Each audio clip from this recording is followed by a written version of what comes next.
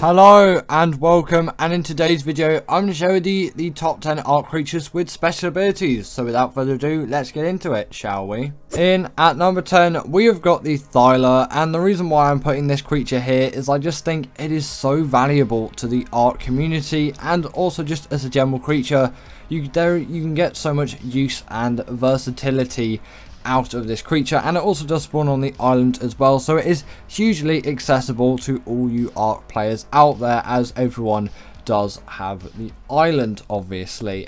These things spawn in the redwoods and are a relatively easy tame. There'll be pretty much no issues there as long as you do prepare for it. Some people say that these are quite difficult, but for me I've never found them difficult whatsoever. And if you just prepare, make yourself a decent trap and be careful and find one and actually look and be careful of the environment around you, then once you've found one you can just knock it off of a tree by aggroing it, and then after that just lead it into the trap and trank it out. It is as simple as that, and it really does not get any harder than that, apart from if there's a lot more hostile things in your area. You definitely do want to prepare for this. Again, it's all really in the preparation. If you prepare properly, you're going to have yourself a much better taming experience, and you are going to love this creature once you've actually got your hands on one. These things are fast and have insane amounts of mobility. They can climb any kind of wall or vertical surface, and they also do have the bleed ability, which really does play quite a huge part in this creature's role of being a great special ability creature, as this really does drive it forward and gives it great damage output against other creatures, and it really elevates it as a creature. Sadly, it's not allowed into bosses, but still you can get insane amounts of use out of this creature, and it really does have to be on the list here for this reason, and I can't have left it out. Next up we have got ourselves the Yeti, and this creature is so useful for doing any kind of boss fights with its special ability that I have to include it here. Although there are loads of other creatures with really cool other special abilities as well, I still do have to merit some of the obvious ones, and the Yeti is an extremely obvious one, with its Courage Roar aiding your creatures in battle, allowing you to deal more damage to the enemy opponent, probably a boss, considering you'll be using these things for boss fights, but it could also just be all those general minions as well that the boss will spawn if it does spawn those.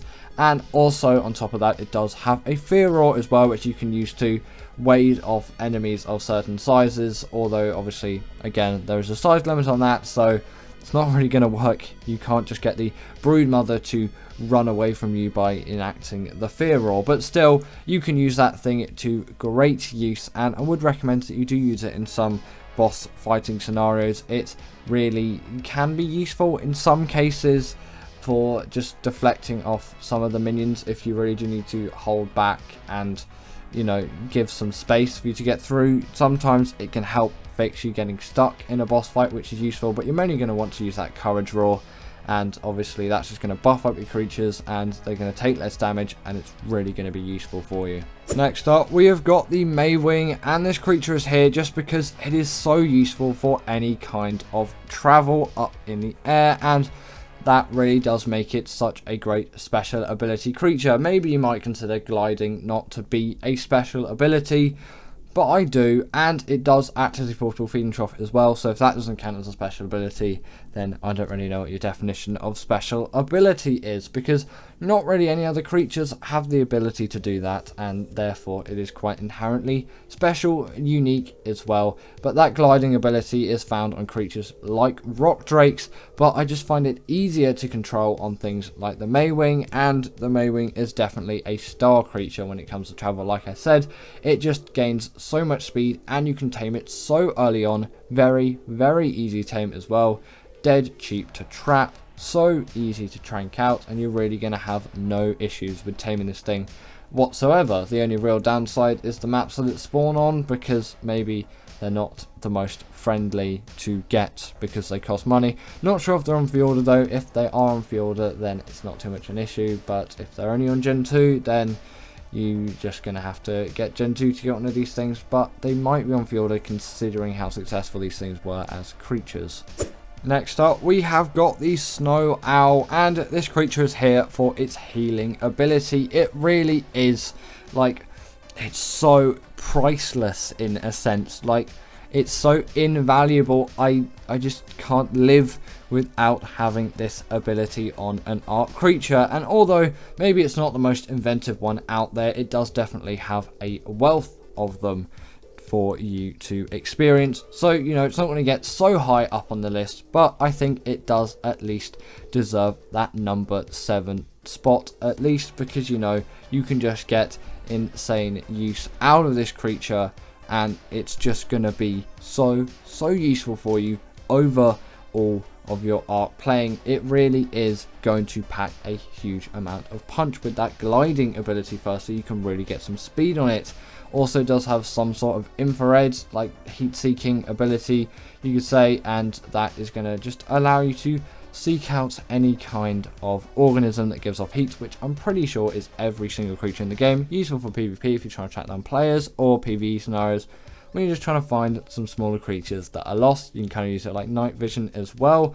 You also want to crank up that stamina, because these things freeze and heal creatures, that being wild creatures, your own creatures, or enemy creatures. Don't know why it heals up some enemy creatures unless you maybe just feel bad for them, but for your tame creatures that's pretty self-explanatory. But for wild creatures, maybe it's not if you haven't really played much Arc. But either way, if you're trying something out and, you know, its health isn't particularly doing that great, then you can just get one of these things and heal it up, and boom, you're going to have yourself a heal tame, and its torpor's really not going to go down that much, and your team experience is just going to be a lot nicer. You can also use the Snow Owl pellets on things like gachas to get some insane loot out of them. So if you haven't already, get yourself a Snow Owl. Next up, we have got the Astradelphis, and I think this creature really does just play quite a huge role in general Arc playing, and also it really does just aid in any kind of transportation around the map, as they can move at incredibly fast speeds, which is obviously extremely useful. The Tropoignathus is another great creature here, but I kind of do prefer the Astradelphis on quite a lot of levels. Not in terms of model design and looks, the Tropoignathus is better there, but it's a lot more acrobatic, and for me, somehow, I just find it a lot easier to control, and I like how it just generally moves around. The animations are nice, and obviously the model does look pretty cool as well. Your only real downside is that saddle level, and taming it might seem a little bit expensive on the first hand, but you know, it isn't the worst of the worst, especially considering you're on Gen 2 when you're taming these things realistically.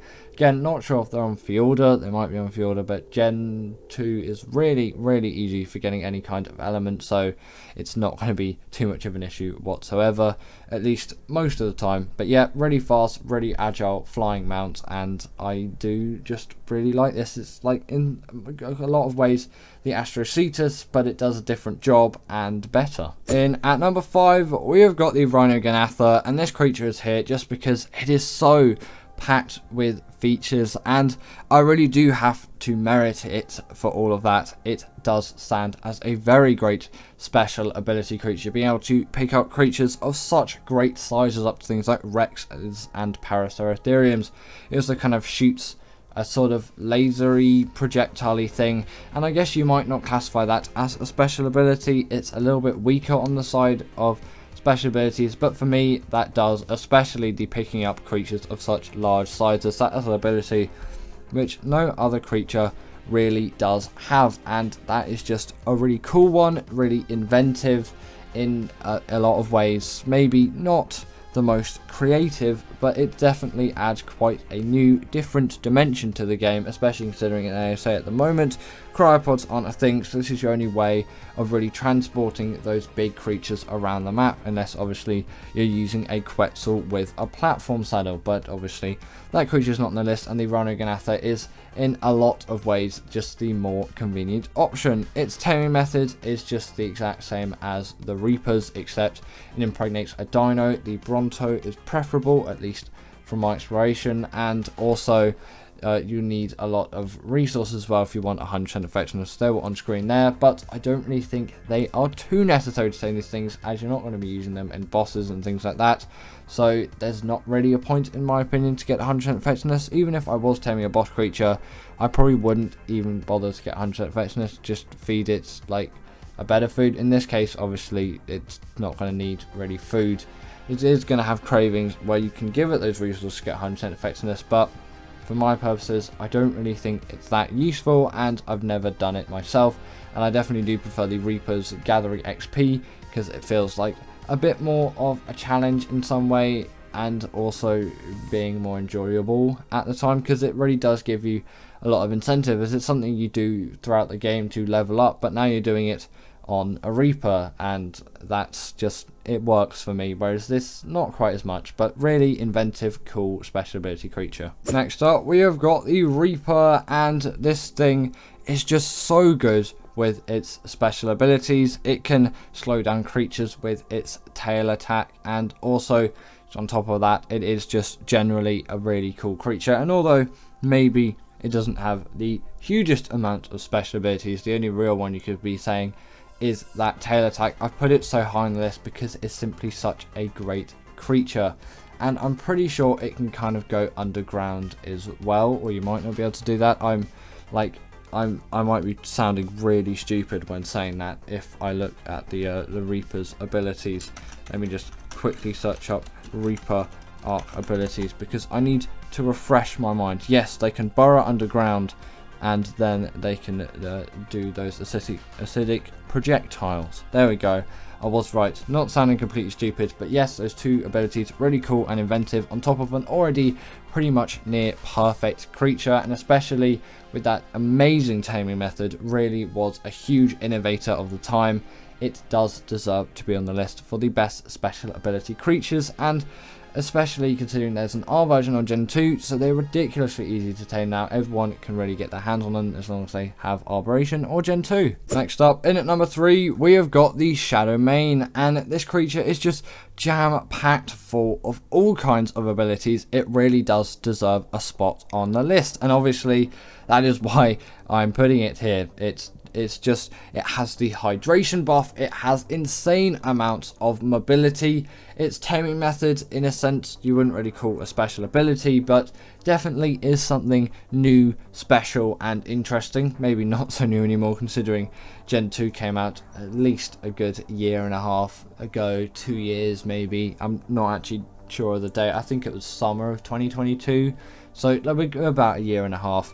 They also do have the ability to charge up their damage over time and go invisible as well. Obviously they have the pack buff, no bleed ability, have the hydration buff though, so they really are packed with the stuff. And also on top of all of that as well, they're great swimmers, and they really are a creature which I think you should be going out for, and you should be getting in your arc progress as long as you can bear that taming method. But trust me, it really is worth it. They're great boss creatures and just great all-rounders. In at number 2, we have got the Desmodus Draculae, and this thing is here pretty much just for its sanguine elixir. It really does just aid it so much as a creature with a special ability. It makes it insanely easy to tame creatures like Bloodstalkers, which is actually one of my favourite creatures, and I probably should have put it on this list, considering you could definitely count it as having a special ability, but I guess I'll give it an honourable mention now. I definitely do think it deserves it, as long as creatures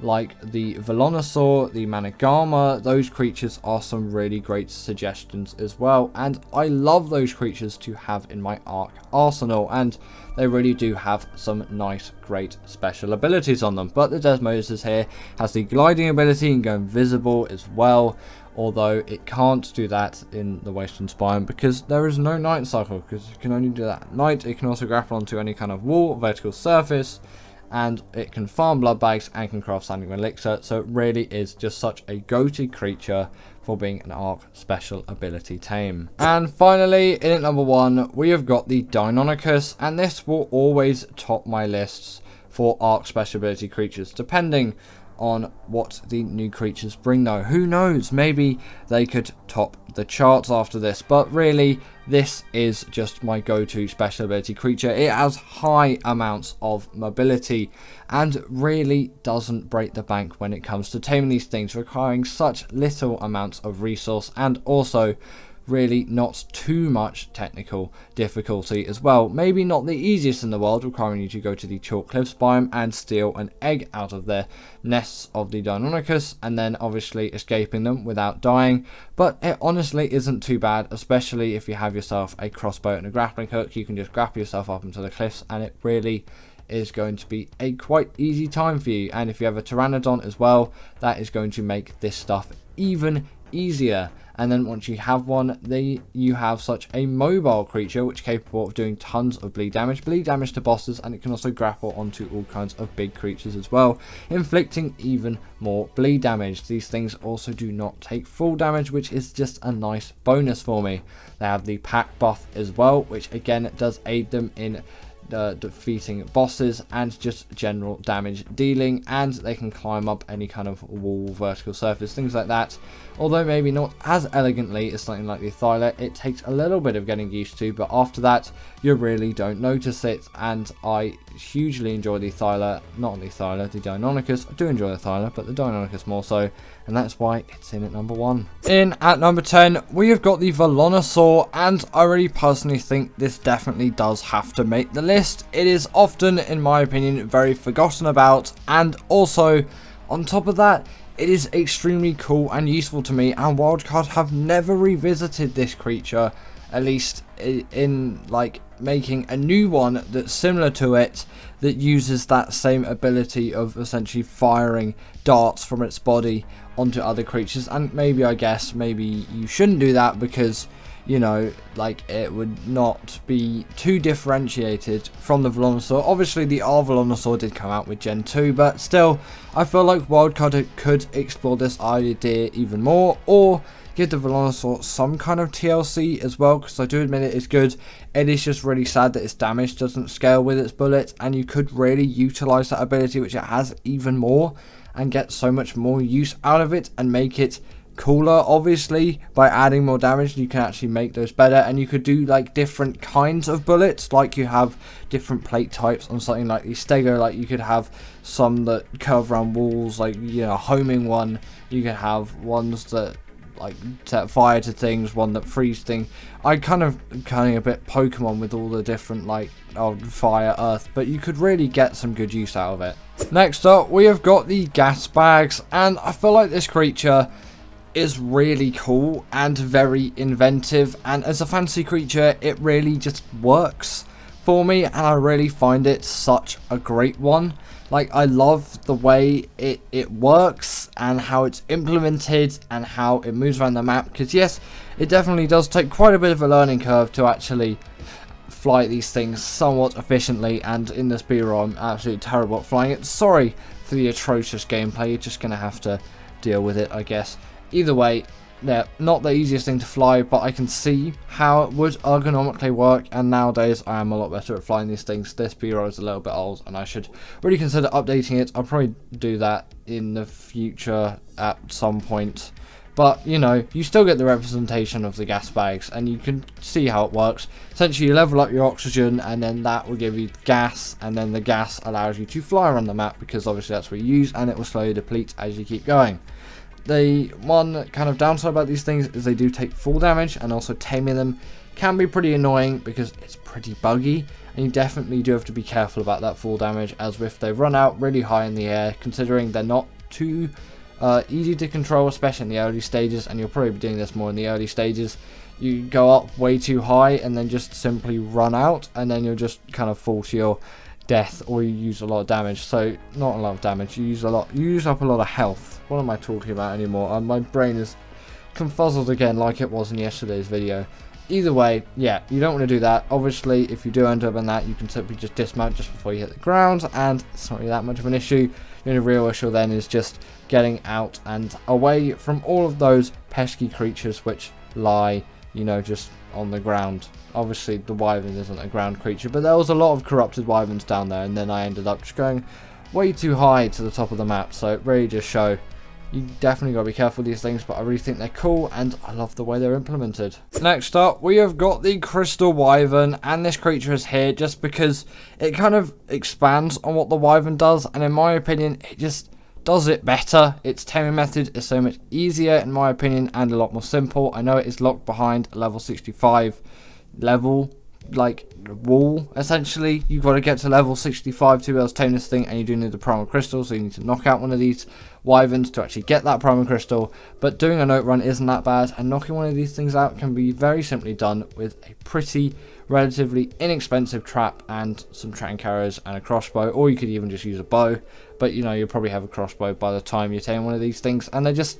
so good, and you get pretty much the full wyvern experience, which I'm confident is the same really. Obviously it's different because it's different style of wyvern. You get the hydration buff on these things, seemingly a little bit kind of useless considering it's a flyer and they can't go in the water, but still you do have that. And with that blood crystal wyvern, it just, their main ability is so cool and so useful and so effective. But people really do like this just normal tropical crystal wyvern, I think it's called, something like that.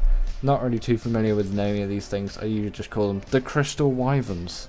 But yes, they in my opinion are definitely very deserving of being in the list, and I just simply had to put them here as I really do enjoy having these things on my side and taming them. They are just a dream to have. Next up, we have got the Snow Owl, and this creature is here just because of how full it is with all of those abilities, and you really can't let it down for all of those. It just packs so much in terms of all of its great abilities. It has to be on this list, and it also just becomes sort of a better version of the Griffin in my opinion. Although yes, maybe not as speedy. I will give the Griffin a brief mention. It's not on the list. It definitely could be worthy of being on the list, and I might be tempted to switch out the Volans or something like that, or maybe put it instead of the Snow Owl. It really just depends on personal preference, and for me, everything that the Snow Owl does, I feel like, you know, the Griffin does, but like not as well maybe in terms of obviously speed. It's faster, but I just prefer this creature because it's a bit of an all-rounder for me. It's got that glide ability, so you can pick up the speed. On top of that, it's also got a heat-seeking ability, more useful for PvP players, as you can see if any people are trying to raid your base, or if you've trying to find someone, you know, if they have raided your base, or if they've been trying to, then you can quickly track them down like that. And obviously if you're trying to find any small creatures or just creatures that are lost in PvE, works as well, and it works quite well as a sort of night vision camera as well. And also on top of that, they do heal up creatures as well with their freezing ability. Don't know how many times I've said as well, probably far too many. Either way, you can freeze those creatures up, and then from that, obviously, it's going to heal them, and it can be any type of creature, enemy creatures, your own creatures, or wild creatures. And wild creatures, it kind of adds a new dimension to healing creatures, which the den doesn't have, which is if you're taming something, and then, you know, you've put loads of tranks into it, and it's really low on health, then you can just quickly heal it up with one of these things, and obviously it's going to freeze it, so it can't deal any damage back to you. Also, on top of this, they do give off Snow Owl pellets, which if you feed them to gachas, you are going to get yourself some really, really great loot. And I know it has been nerfed since release, but it is still definitely worth doing. And there's just so much you can get and do out the Snow Owl, especially considering how easy these things are to tame. And the saddle is like completely inexpensive. It's just so easy and nice to get one of these things, and you can just get so much use out of them. They really are worthy of being on the list. Next up on the list, we have got the Astrodelphis, and this creature just travels at such great speed, and I get so much use out of that speed that I really have to put this thing on here. And the Tropiognathus really does come in handy as well, but that's not really a fantasy creature, so I can't put that thing here. Obviously, it's just not going to be on the list because it was a real thing. Not is, because it's not alive anymore. It has gone extinct. Either way, this creature can really rack up tons of speed, and although maybe not the friendliest tame on the surface, you are going to be taming this thing more late game, maybe mid game. Like Gen 2 is quite an easy map, so your perspective of things does get changed, but that saddle level being in the like 100 teens, I think it is, around, you know, that is quite a huge requirement for the saddle of this thing. But you know, I don't mind that too much, especially just you can really get a lot of use out of this thing. And if you also want to just get good at flying these things, you can always just do the missions and you don't actually need one yourself.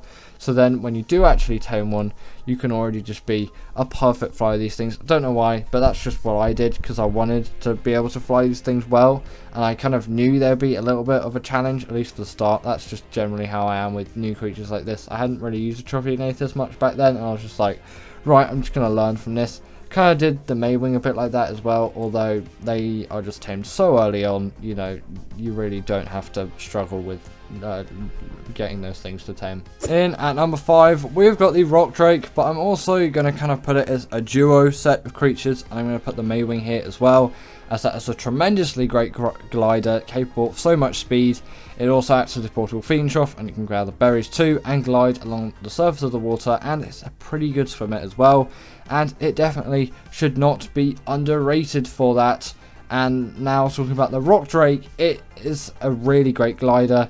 I think it was the kind of the first one introduced to Ark, and it packs so much damage, and it is your only real source of travel on a map like Arboration. And I really enjoy how this creature just generally flies around the map. Obviously it doesn't fly, but still, like, you know, this creature is just, it's so elegant in how it was designed, and you can tell Wildcard put a lot of thought into this thing.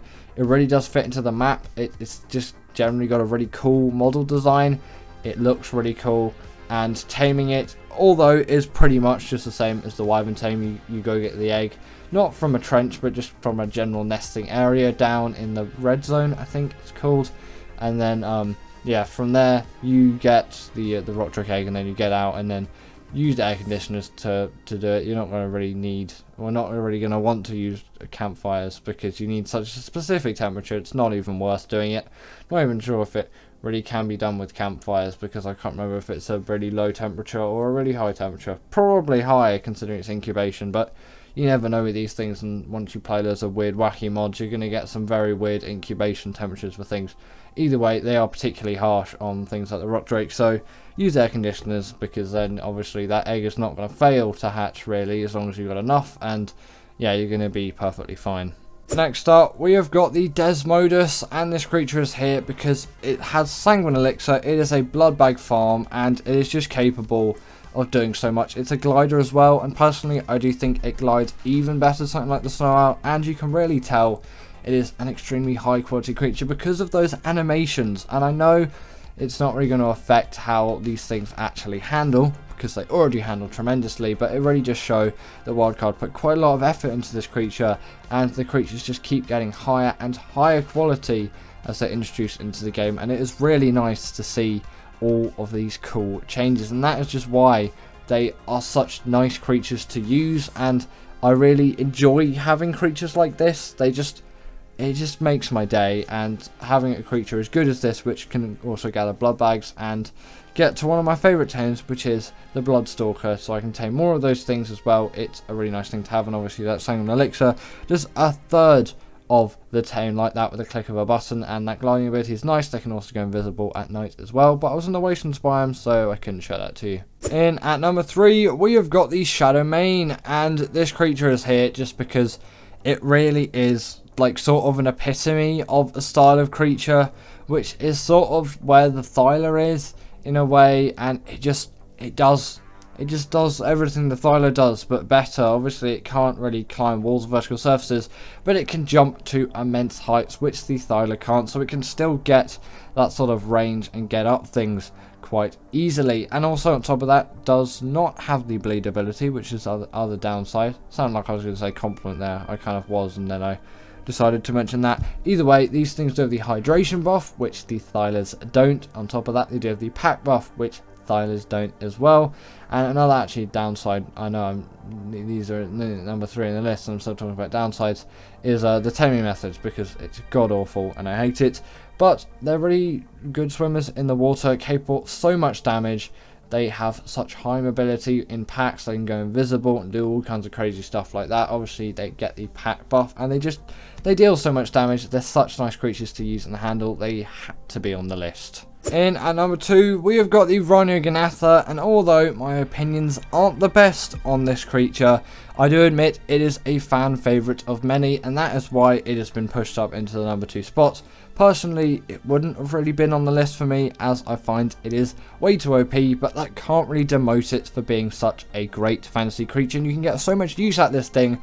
I did have to put it way up high in this list, as I do admit it is definitely nice to have sometimes.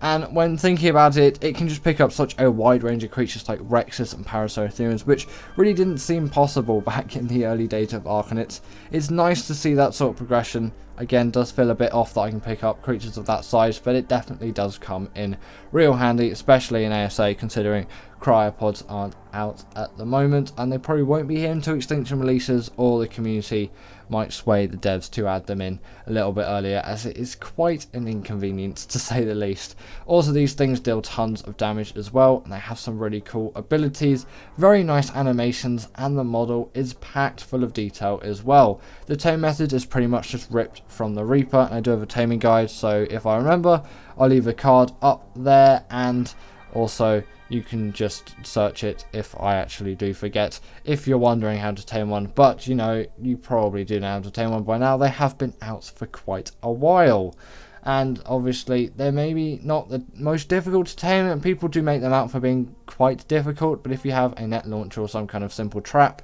and you have something which is capable of doing quite a lot of damage, and you do have something like the magnifying glass, or on ASA you can just download the awesome Spyglass mod, as mod accessible to everyone.